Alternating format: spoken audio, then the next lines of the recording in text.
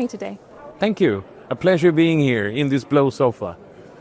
In your role at CGI, you're deeply involved in shaping partnerships across the defense sector, and you've said that industry acts as the bridge between nations and into alliances. Could you tell us a bit more about what you mean by that? Well, CGI is a global company. We work in 40 nations, and the head office is in Canada, but we feel very Swedish at this event when it's organized here with Sweden and Germany. We feel very Swedish, we feel very German, we feel global.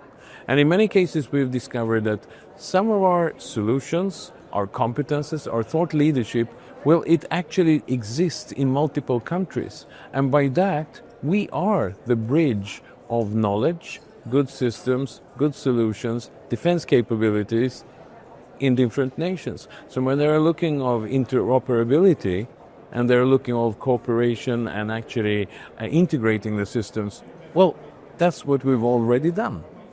Building on that idea, how can we accelerate innovation across the defense ecosystem to ensure greater agility and collaboration? Well, that's usually the holy grail that we're looking for today, everybody, innovation. Innovation can seldomly be ordered. It needs to come spontaneously. We've seen a lot of, and also crisis usually moves innovation forward. So what we've seen is every part of what we usually call the total defense or the entire defense, where we need to look at how can we shorten the supply chain? What chains maybe can be, through innovative solutions, be exchanged or even shortened? And how can we make that chain more resilient? That's where innovation comes in, and it actually has to flow through the entire process. How would you define total defense, and why is it increasingly relevant today?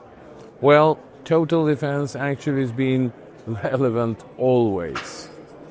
But we see it as all parts, all the fabric of society and all parts of society has to work in coordination to achieve that, should we say, hard shell that defense capabilities ensure.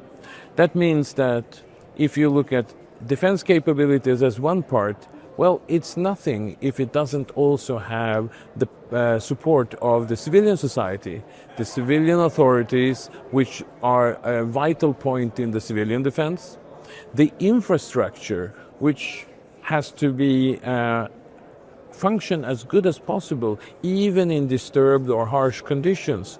A harsh condition can be anything from an armed conflict to natural disasters, but infrastructure, well, it probably will be damaged in some way, but work as good as possible. And then the manufacturing part.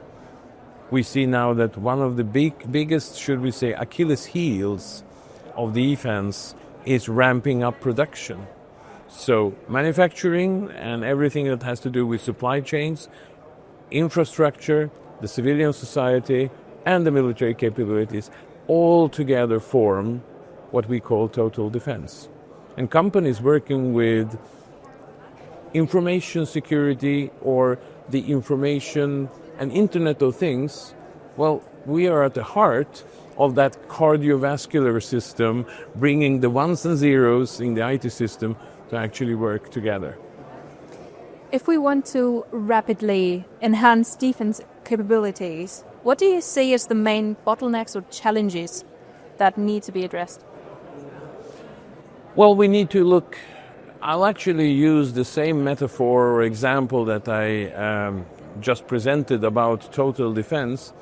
When it comes to decision making, we need a decision process in government functions to move much faster, much more decisive.